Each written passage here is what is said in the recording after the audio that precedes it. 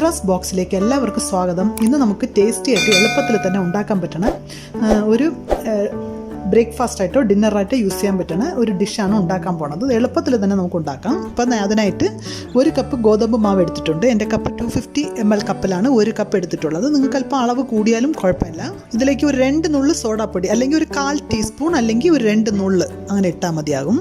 പിന്നെ മാവിന് ആവശ്യത്തിന് ഉപ്പിടാം. പിന്നെ ഒരു മിക്സി ജാറിൽ ഇത്രയും നമുക്ക് അരച്ചെടുക്കാം. ഇതിൻ്റെ കൂടെ തന്നെ 1 മുട്ട കൂടെ ഇതിൽ പൊട്ടിച്ചൊഴിക്കാൻ പോവാണ്. പിന്നെ നിങ്ങൾ ഏത് കപ്പിലാണ് മാവ് എടുത്തിട്ടുണ്ട് ആ സെയിം കപ്പിൽ തന്നെ, അതായത് ഞാൻ ഇതുപോലെ 1 കപ്പിലാണ് മാവ് എടുത്തിട്ടുള്ളത്, ഈ സെയിം ആ കപ്പിൽ തന്നെ 1 കപ്പ് വെള്ളം എടുക്കുക. അപ്പോൾ 1 കപ്പ് ഏത് ഗ്ലാസ്സിലാണ് മാവ് എടുത്തിട്ടുള്ളത് ആ സെയിം ഗ്ലാസ്സിൽ തന്നെ ആ സെയിം അളവ് വെള്ളം കൂടെ എടുത്ത് നമുക്ക് എല്ലാം ഒന്ന് അടിച്ചെടുത്തിട്ട് വരാം. ഇതിന് നമുക്കൊരു സ്റ്റഫ് റെഡിയാക്കണം. അപ്പോൾ ഞാൻ അതിലേക്ക് 1 ടേബിൾ സ്പൂൺ ഓയിൽ ഒഴിച്ചിട്ടുണ്ട്. ഇതിലേക്ക് ചൂടായ ഓയിലിലേക്ക് കുറച്ച് കടുകിടാം, കുറച്ച് പെരിഞ്ജീരകം ഇടാം, കുറച്ച് കറിവേപ്പില ഇടാം, ഒരു ലാർജ് സൈസ് ഓണിയൻ എടുത്ത് വെച്ചിട്ടുണ്ട്. ഇതിലേക്ക് ഒരു 1/2 ടീസ്പൂൺ ഇഞ്ചി വെളുത്തുള്ളിയാണ്, ഒരു മണത്തിന് വേണ്ടിയാണ്. ഒരു 1/2 ടീസ്പൂൺ മതി, കൂടുതൽ വേണ്ട. ഇഞ്ചി വെളുത്തുള്ളി ചതച്ച് അല്ലെങ്കിൽ പേസ്റ്റ് അങ്ങനെ ഇടുക. ഇനി ഇതിന് ആവശ്യത്തിന് കുറച്ച് ഉപ്പിടാം. ഈ ഓണിയന് ആവശ്യമായിട്ട് കുറച്ച് ഉപ്പിട്ടാൽ മതിയാകും. അപ്പോൾ ഇത് ലൈറ്റായിട്ടൊന്ന് ഫ്രൈ ആയിട്ടുണ്ട്. ഇതിലേക്ക് ഞാൻ ഒരു വലിയ ക്യാരറ്റ് ഇട്ടിട്ടുണ്ട്. അതുപോലെ നിങ്ങൾക്ക് ഏത് വെജിറ്റബിൾസ് വേണമെങ്കിൽ എടുക്കാം. ക്യാബേജ് ആയാലും ബീട്രൂട്ട് ആയാലും കോളിഫ്ലവർ എടുക്കാതിരുന്നാൽ നല്ല ചെറുതായിട്ട് കട്ട് ചെയ്തെടുക്കുക. ഞാൻ ഇപ്പോൾ ഒരു ക്യാരറ്റ് മാത്രമാണ് എടുത്തിട്ടുള്ളത്. ഇതൊന്ന് ഈ പച്ച സ്മെൽ പോണ വരെ ഒന്ന് മിക്സ് ചെയ്യാം.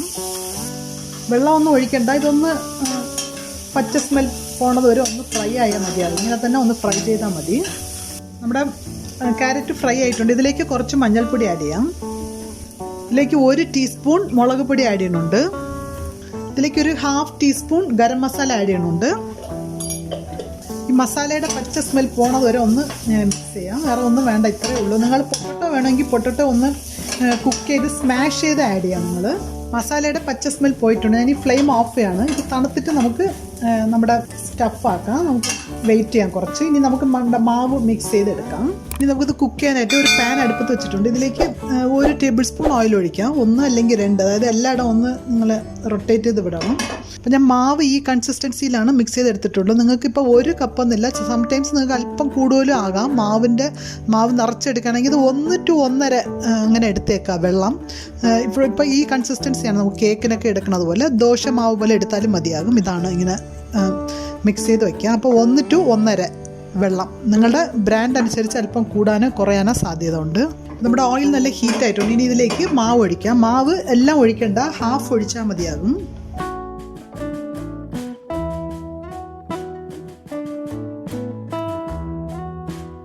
മറ്റേ മുട്ടയൊക്കെ എടുത്തതുകൊണ്ട് നല്ല ഫ്ലഫി ആയിട്ടിരിക്കുന്നു. നല്ല എഗ് പപ്സ് ഒക്കെ കഴിക്കുന്നതിൻ്റെ ഒരു ടേസ്റ്റാണ് വരും. നമുക്കിനി 1/2 മാവ് ഒഴിച്ചിട്ടുണ്ട്. ഇതിലേക്ക് നമുക്ക് മസാല മിക്സ് ചെയ്ത് വെച്ചിരിക്കുന്ന മസാലയുടെ 1/2 കൂടെ ഇടാം. ഫ്ലെയിം ലോയിൽ വെക്കുക. ഇനി ഇതിലേക്ക് നമ്മുടെ എഗ്ഗ് ഞാൻ ഇങ്ങനെ സ്ലൈസ് ചെയ്താണ് വെച്ചിട്ടുള്ളത്.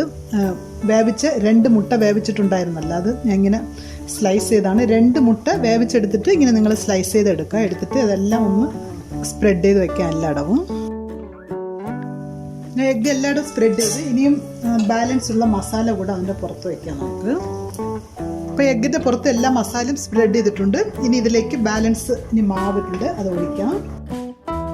എല്ലാം മുകളിൽ ബാലൻസ് മാവും കൂടെ മുകളിൽ ഒഴിച്ചിട്ടുണ്ട്. ഇനി നമുക്ക് അടച്ച് വെച്ച് ഒരു 5 മിനിറ്റ്സ് ലോ ഫ്ലെയിമിൽ കുക്ക് ചെയ്യാം. അത് കഴിഞ്ഞിട്ട് ഒന്ന് തിരിച്ചിടാം. 5 മിനിറ്റ്സ് ആയിട്ടുണ്ട്. ഇപ്പം നമുക്ക് ഇത് വെച്ച് നിങ്ങൾക്ക് തിരിക്കാൻ പറ്റത്തില്ല എന്ന് പറഞ്ഞാൽ ഇത് ഭയങ്കര ഹെവിയാണ്. അപ്പോൾ തിരിക്കാൻ പറ്റത്തില്ല. അപ്പം നമുക്ക് ഒരു പ്ലേറ്റിൽ നിങ്ങളിങ്ങനെ തട്ടിയെടുത്തിട്ട് ഇതിൽ വെച്ചാലും മതി. തിരിക്കാൻ പറ്റുമെങ്കിൽ തിരിക്കുക. അപ്പം ഞാനിപ്പം ദോശക്കല്ലെടുത്ത് വച്ചിട്ട് തിരിച്ചിട്ടിട്ട് അങ്ങനെ വയ്ക്കാൻ പോവാണ്.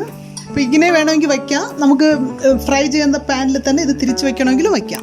എഗെയിൻ നമുക്ക് ക്ലോസ് ചെയ്ത് ഒരു 5 മിനിറ്റ്സ് കൂടെ കുക്ക് ചെയ്തെടുക്കാം. അത്രേ ഉള്ളൂ, എളുപ്പത്തിൽ തന്നെ ആകും. നിങ്ങൾക്ക് ഞാൻ ഇപ്പം മുട്ട അകത്ത് സ്റ്റഫ് വെച്ചതിന് പകരം നിങ്ങൾ ചീസ് വയ്ക്കാം, അല്ലെങ്കിൽ പനീർ വയ്ക്കാം, ഏത് സ്റ്റഫ് വേണമെങ്കിലും വയ്ക്കാം. ഞാൻ ഇപ്പം ആ ക്യാരറ്റ് വെജിറ്റബിൾ എടുത്തതിനും നിങ്ങൾക്ക് ഇഷ്ടമുള്ള വെജിറ്റബിൾസ് എടുക്കാം. അതുപോലെ സ്റ്റഫും ഇത് നല്ല സ്വാദാണ്. പപ്സിൻ്റെയൊക്കെ ഒരു ടേസ്റ്റിലാണ് വരുന്നത്. നിങ്ങൾ ഉണ്ടാക്കി നോക്കുമ്പോഴേ അതിൻ്റെ ടേസ്റ്റ് അറിയുള്ളൂ. വേണമെങ്കിൽ നിങ്ങൾ ചെറുതായിട്ട് ബട്ടർ, ഗീ എന്തെങ്കിലും നിങ്ങൾ സ്പ്രെഡ് ചെയ്ത് കൊടുക്കാം. ഞാൻ ഇപ്പോൾ ഒന്നും ചെയ്തിട്ടില്ല. വേണമെങ്കിൽ സൈഡിൽ കൂടെ നമുക്ക് ദോശയ്ക്ക് ഒഴിക്കണതുപോലെ ഒരു ശകലം ഓയിൽ നമുക്ക് സ്പ്രെഡ് ചെയ്ത് കൊടുക്കാം. എന്ന് പറഞ്ഞാൽ ഈ പാനിൽ ഞാൻ സൈഡിൽ ഓയിൽ ഒഴിച്ചിട്ടില്ല, അതുകൊണ്ടാണ് ഇങ്ങനെ ഒഴിക്കുന്നത്.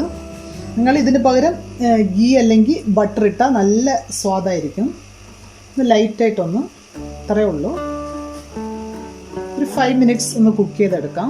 ഇതിപ്പോൾ 5 മിനിറ്റ്സ് ആയിട്ടുണ്ട്. ഓഫ് ചെയ്യണം. നിങ്ങൾ നോക്കിയാൽ അറിയാം കുക്കായിട്ടുണ്ടോയെന്ന്. അതായത് ഇങ്ങനെ വെച്ച് നോക്കുമ്പോൾ ഇത് ഇളകി വരുന്നുണ്ട്. കണ്ടോ, ഇതാണ് കറക്റ്റ്. ഇപ്പോൾ ഒന്നും താഴെ പിടിച്ചിട്ടില്ല, ഇളകി വരുന്നുണ്ട്. ഇതാണ് നമുക്ക് കുക്കായത്. ഇനി നമുക്ക് ഇതങ്ങനെ ഓഫ് ചെയ്യാം. ഞാൻ സെർവിങ് പ്ലേറ്റിലോട്ട് മാറ്റി കാണിക്കാം. സെയിം ബാറ്റർ തന്നെ ഞാൻ ഇത് മിക്സ് ചെയ്ത് വെച്ചിട്ടുണ്ട്. നമുക്ക് കാണുന്നത് ഈ തിക്നെസ് തന്നെ, അതായത് ഒരുപാട് ലൂസല്ല ഒരുപാട് തിക്കല്ല. ഞാൻ ചെറിയ പാനിൽ വെച്ച് ഉണ്ടാക്കി കാണിക്കാം. അതായത് നമുക്ക് വലിയ പാനിൽ വെക്കുമ്പോഴാണെങ്കിൽ അത് തിരിച്ചിടാൻ ബുദ്ധിമുട്ടാകുന്നു. അതുപോലെ നല്ല മൊരിഞ്ഞ് കിട്ടുമ്പോഴാണ് അത് പപ്സിൻ്റെ കറക്റ്റ് ടേസ്റ്റ് കിട്ടുക. അപ്പോൾ അതുകൊണ്ട് ഞാൻ ഇന്ന് ചെറിയ പാനിൽ കൂടെ വെച്ച് കാണിക്കാം. ഇപ്പോൾ ഓയിലല്ല, ഞാൻ കുറച്ച് ഗീ ആണ് ഒഴിച്ചിട്ടുള്ളത്. 1 ടീസ്പൂൺ, കുറച്ചുകൂടെ ഒന്ന് ഇതാകാനായിട്ട്. അപ്പോൾ ആദ്യം നമുക്ക് 1 സ്പൂൺ ഒഴിക്കാം. നിങ്ങൾക്കിപ്പോൾ ഇതേക്കാളും ചെറുതായിട്ട് വേണമെങ്കിൽ ദോശക്കല്ലിൽ വെച്ചും ഉണ്ടാക്കാം.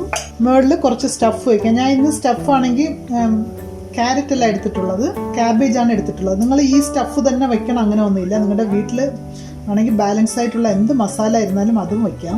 നിങ്ങളുടെ സ്വാദ് അത്രയേ ഉള്ളൂ. ഉണ്ടാക്കി തന്നെ വയ്ക്കണമെന്നില്ല.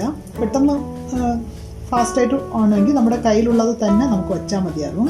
ഇനി ഇതിലേക്ക് നമുക്ക് എഗ്ഗ് ഒന്ന് വയ്ക്കാം. ചെറുതായതുകൊണ്ട് നമുക്ക് കുറച്ച് വെച്ചാൽ മതിയാകും. കുറച്ചുകൂടെ മസാല വച്ചിട്ട് വേണം മാവ് ഫില്ല് ചെയ്യാൻ. കുറച്ച് നല്ല മൊരിഞ്ഞ് വരുമ്പോഴാണ് നമുക്ക് ആ പപ്സിൻ്റെയൊക്കെ ടേസ്റ്റ്. നിങ്ങൾ നല്ല തിക്കായി പോകുമ്പോൾ നമുക്ക് നല്ല മൊരിയത്തില്ല. അപ്പോൾ പിന്നെ ആ ടേസ്റ്റ് കിട്ടത്തില്ല. എന്താണ് നിങ്ങളുടെ ടേസ്റ്റ്, അതനുസരിച്ച് അല്പം മാറ്റങ്ങൾ ഉണ്ടാക്കാം. മസാല വെച്ചിട്ടുണ്ടെങ്കിൽ നമുക്കിതിലേക്ക് മുകളിൽ കുറച്ച് മാവ് ഒഴിക്കാം. ലോ ഫ്ലെയിമിലാണ് ഇരിക്കുന്നത്, അതുകൊണ്ട് കരിഞ്ഞു പോകുമെന്ന് വിചാരിക്കേണ്ട. ഒന്ന് അടച്ചു വെച്ച് ഒരു 5 മിനിറ്റ്സ് അല്പം ഫ്ലെയിം മീഡിയത്തിലാക്കി കൊടുക്കാം. ഒരു 5 മിനിറ്റ്സ് കഴിഞ്ഞിട്ട് നമുക്കൊന്ന് തിരിച്ചിടാം. 5 മിനിറ്റ്സ് ആയിട്ട് 3 മിനിറ്റ്സ് ആയിട്ടുണ്ട്. നമുക്ക് ഓപ്പൺ ചെയ്ത് നോക്കാം. സൈഡൊക്കെ ഒന്ന് നല്ലപോലെ മൊരിഞ്ഞിട്ടുണ്ട്. നമുക്കൊന്നെടുത്ത് തിരിച്ചിടാം. ഇത് എളുപ്പത്തിൽ തിരിച്ചിടാൻ പറ്റും. ഇനി ഒരു 3 മിനിറ്റ്സ് കൂടെ ഒന്ന് അടച്ചു വയ്ക്കാം. ഇതിപ്പോൾ 3 മിനിറ്റ്സ് ആയിട്ടുണ്ട്. നിങ്ങൾ തിരിച്ചിട്ടിട്ട് ലോ ഫ്ലെയിമിൽ തന്നെ വയ്ക്കാം. 3 മിനിറ്റ്സ് ആയിട്ടുണ്ട്. നമുക്ക് എടുത്ത് മാറ്റാം. ഇനി ഇതെല്ലാം മാവുകൾ ഇതുപോലെ തന്നെ ഞാൻ ചുട്ടെടുക്കാൻ പോവാണ്.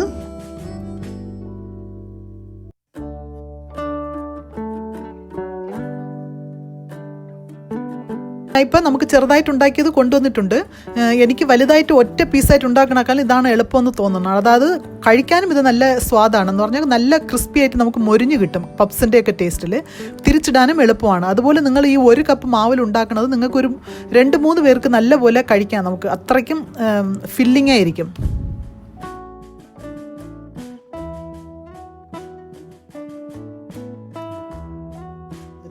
ഇത് വളരെ സ്വാദാണ്. ഞാൻ പറഞ്ഞതുപോലെ എഗ്ഗിന് പകരം ചീസോ അല്ലെങ്കിൽ പനീറോ യൂസ് ചെയ്യാം. ഇത് പപ്സിൻ്റെയൊക്കെ ഒരു സ്വാദാണ്. കുട്ടികൾക്ക് എല്ലാം നല്ല ഇഷ്ടപ്പെടും. മസാലകളും എല്ലാം കറക്റ്റാണ്. ഞാൻ ഒന്ന് കട്ട് ചെയ്ത് കാണിക്കാം.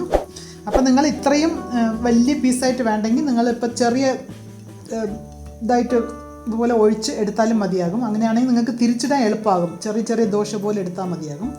കാണുന്നുണ്ട് നല്ല ആ മസാലകളൊക്കെ ഒന്ന് അകത്ത് ആ എഗ്ഗെല്ലാം ഉണ്ട്. നിങ്ങളെല്ലാവരും ഇത് ട്രൈ ചെയ്യുക. ഞങ്ങളുടെ ചാനൽ സബ്സ്ക്രൈബ് ചെയ്യാത്തവർ സബ്സ്ക്രൈബ് ചെയ്യുക, കമൻറ്റ് ചെയ്യുക, ലൈക്ക് ചെയ്യുക. Thank you.